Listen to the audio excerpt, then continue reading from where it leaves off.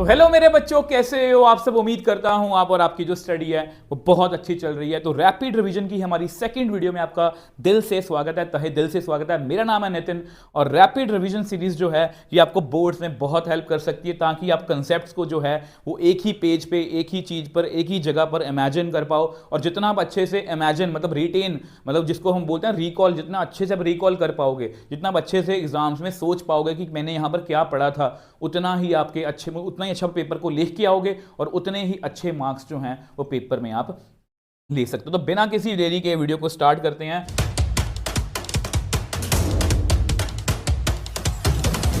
Hello मेरे बच्चों, कैसे हो आप। देखो, अगर हम इनवर्स ट्रिग्नोमेट्री की बात करें तो आपको ना सबसे पहले ट्रिग्नोमेट्रिक फंक्शंस, देखो इसको मत देखना, अभी इसको मत देखो, अब इसकी बात करते हैं। इसको याद कैसे करना। डोमेन का मतलब आपको पता है, इनपुट हम कौन कौन से नंबर हम डाल सकते हैं। रेंज मतलब आउट, मैं आपको बहुत ईजी लैंग्वेज में समझा दूंगा।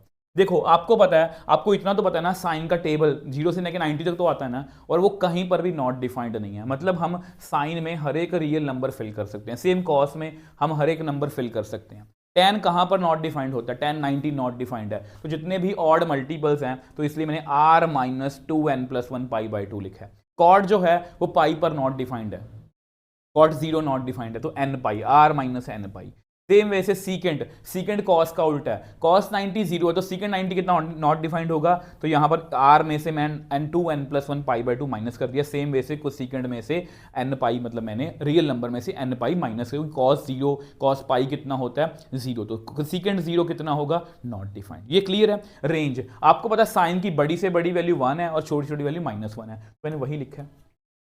अब tan में आपको याद रखना है कि tan जो है वो जितना 90 के पास जाई जाएगा वो नॉट डिफाइंड बनता जाएगा, मतलब वो हमेशा बड़ी बड़ी वैल्यूज देता रहेगा, मतलब उसमें हर एक रियल नंबर आ सकता है। सेम कॉट में, सेम कॉट में हर एक रियल नंबर आ सकता है। और इसमें थोड़ा सा आपको याद रखना पड़ेगा कि सीकेंट की वैल्यू को भी चेक करना। सीकेंट की वैल्यू कभी भी, इसका मैंने ग्राफ भी वैसे आपको डिस्कस करवाए थे, हमारी जो वन शॉट वीडियो है, इसकी जो वैल्यू है हमेशा 1 से बड़ी होती है और -1 से छोटी होती है। इसकी वैल्यू कभी भी -1 और 1 के बीच में नहीं होती, ये आपको थोड़ा सा याद करना पड़ेगा। सेम इसका भी सेम है, मतलब ये दोनों सेम है, ये दोनों सेम है, ये दोनों सेम है, आपको बड़ी आसानी से याद हो जाएगा। अब अगर ट्रिग्नोमेट्रिक फंक्शंस हैं तो इनवर्स ट्रिग्नोमेट्री भी है, इनवर्स ट्रिग्नोमेट्री भी है। इसको कैसे याद करना है, देखो इनवर्स ट्रिग्नोमेट्री में क्या होगा, वैसे क्या होगा कि डोमेन और रेंज आपस में चेंज हो जाएंगी। जैसे देखो ध्यान से, ये रेंज है ना, तो ये साइन इनवर्स की डोमेन है, ये डोमेन है, ये डोमेन है, चेक करो, ये भी डोमेन है, ये डोमेन है, ये भी डोमेन है, ये चेक कर लो। अब रेंज में दिक्कत आएगी थोड़ी सी। रेंज हम ऐसे नहीं बोल सकते कि इसकी रेंज जो है वो सीधी आर आ गई। रेंज को हमने थोड़ा सा, इसको मैंने आपको समझाया था, इसको 1 1 ऑन 2 बनाने के लिए, ताकि इनवर्स ट्रिग्नोमेट्री जो है वो अप्लाई हो सके। बहुत अंदर की बात है, तो यहां पर इसलिए मैंने प्रिंसिपल रेंज बोला, सिर्फ रेंज नहीं बोला। इसको कैसे याद रखोगे, वैसे इसको मैं तरीका बताऊं, इसको और कुछ सीकेंड को इकट्ठा देखना है आपने। ध्यान से देखो कितनी रेंज है। साइन की बड़ी से बड़ी वैल्यू 1 है ना, कहां पर होती है 90 पर। छोटी वैल्यू -1 है ना, कहां पर होती है -9। इसको याद रख लो, याद कर लिया। tan में क्या करो, उसके आगे ओपन ब्रैकेट डाल दो। कुछ सीकेंड में क्या करो, उसमें से 0 माइनस कर दो कि कुछ सीकेंड 0 नॉट डिफाइंड आएगा। मतलब ये, मतलब इसका आंसर कभी भी 0 नहीं आता। याद रखना कि कुछ सीकेंड का आंसर कभी भी 0 नहीं आ सकता, इसको ऐसे याद रखना। क्योंकि कुछ सीकेंड 0 क्या होता है, नॉट डिफाइंड होता है। ठीक है। अब सेम वैसे, अब इसको देखो, अब इसको देखो, अब इसको कैसे याद रखोगे, इसको कॉस की बड़ी से बड़ी वैल्यू 1 होती है, तो वो कहां पर होती है, 0 पर, और छोटी छोटी वैल्यू पाई पर -1। ठीक है, तो 0 से पाई याद रखो। अब सेम कॉट में क्या होगा, 0 से पाई ओपन ब्रैकेट डाल दो। सीकेंड में क्या होगा, 0 से पाई है, उसमें से -90 जो है माइनस कर दो। तो इस तरह से हमें डोमेन और रेंज, या जिस भी बच्चे को ये याद है ना, वो इनवर्स ट्रिग्नोमेट्री का हर एक क्वेश्चन कर सकता है। और ये बताना भूल गया, इसमें से आपको 2 या 3 नंबर का पेपर जो है पूछा जा सकता है। और अगर हम पिछले पेपर की बात करें, आपको पता है 5 या 6 सेट होते हैं आपके, ठीक है, तो उसमें से एक सेट में इनवर्स ट्रिग्नोमेट्री की एक केस स्टडी आई थी। अब बहुत से बच्चे ये घबरा जाते हैं कि केस स्टडी आ गई इनवर्स ट्रिग्नोमेट्री में से।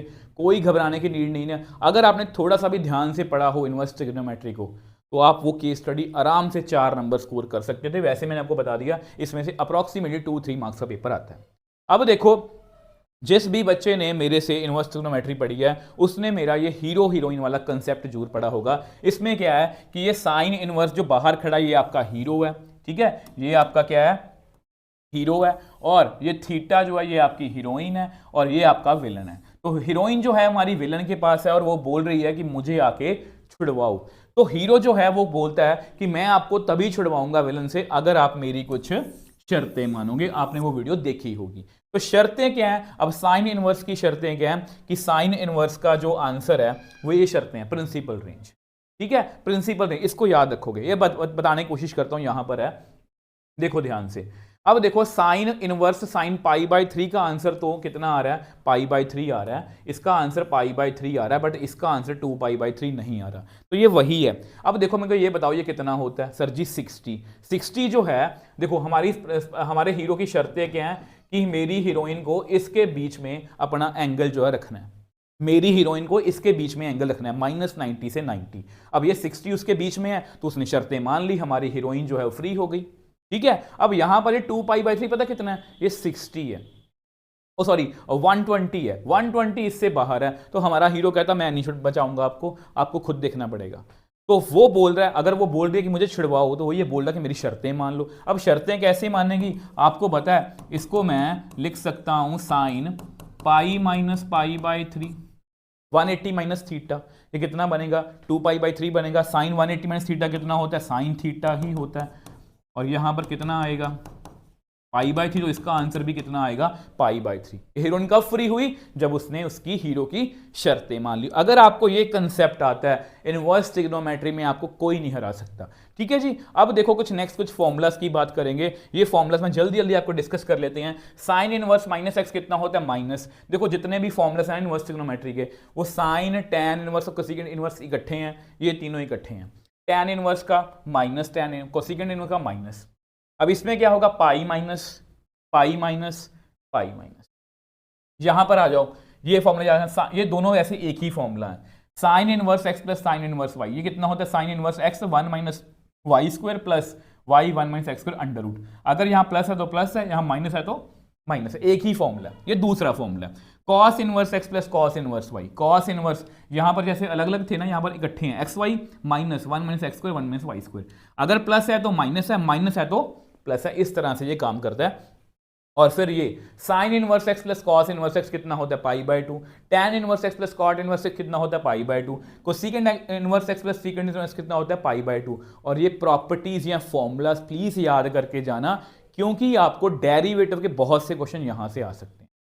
मैंने बहुत बार करवाए भी आपको। और ये फॉर्मूला बड़ा इंपॉर्टेंट है।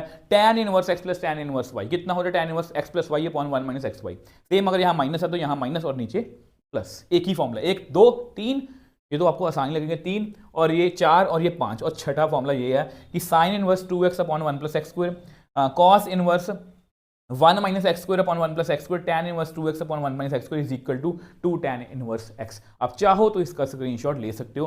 तो ये फॉर्मूलाज जो हैं ये आपको सिर्फ इनवर्स ट्रिग्नोमेट्री में नहीं, डेरिवेटिव में भी बहुत हेल्प करने वाले हैं। इंटीग्रेशन में भी हेल्प करने वाले हैं। अब यहां पर मैंने कुछ अपनी तरफ से यहां पर आपको बताया कि सब्स्टिट्यूशंस। अब सब्स्टिट्यूशंस में क्या है कि आपको ये याद रखना कि अगर ये सिचुएशन आती है जब आपको बहुत हेल्प करेगा सिंपलेस्ट फॉर्म लिखने में या डेरिवेटिव करने में। ए साइन थीटा या ए कॉस थीटा फिल करना है। जब भी ये सिचुएशन आएगी तो आपको ए टैन थीटा ए कॉट थीटा फिल करना है। ये सिचुएशन आएगी तो आपको ए सीकेंट थीटा ए कोसेकेंट थीटा फिल करना है। और अगर इस तरह से कुछ है तो आपको ए कॉस 2 थीटा फिल करना है। तो ये आपको कोई नहीं बताएगा कि ये, इसका भी आप स्क्रीनशॉट लेके रख सकते हो। तो इस तरह से अगर आपको ये सब चीजें क्लियर हैं, और एक ही पेज पर मैं आपको बार बार बोल रहा हूं, रिवीजन करने का तरीका बार बार बुक को रटने का या नोट्स को रटने का नहीं होता। ये शॉर्ट नोट्स है। मैंने आपको थंबनेल में आपको देखा होगा, शॉर्ट नोट्स का मतलब ये है कि एक ही जगह पर मैंने लिखने की कोशिश की है। इसको आप स्क्रीनशॉट लेके रख लो, चाहे आप खुद से लिख लो कॉपी पे, और जब भी टाइम लगे इसको एक बार रीड कर लो। आपको किसी भी फॉर्मूला में कोई भी दिक्कत जो है वो नहीं आएगी। बाकी किसी भी तरह का कोई दिक्कत है, आपको पता है हमारी 13 डेज 13 चैप्टर सीरीज, वो सीरीज जो है वो आपको बहुत हेल्प कर सकती है, जिसमें PYQs भी हैं, नए क्वेश्चन भी हैं, रीजन असर्शन, केस स्टडी, सब कुछ है एक वीडियो में। वो वीडियो देखो, वो आपको बहुत हेल्प करने वाली है। और पेपर में उसी में से क्वेश्चंस आने वाले हैं अगर आप वो सीरीज जो है वो अच्छे से कर लेते हो। तो मिलते हैं नेक्स्ट वीडियो में। Bye bye toppers.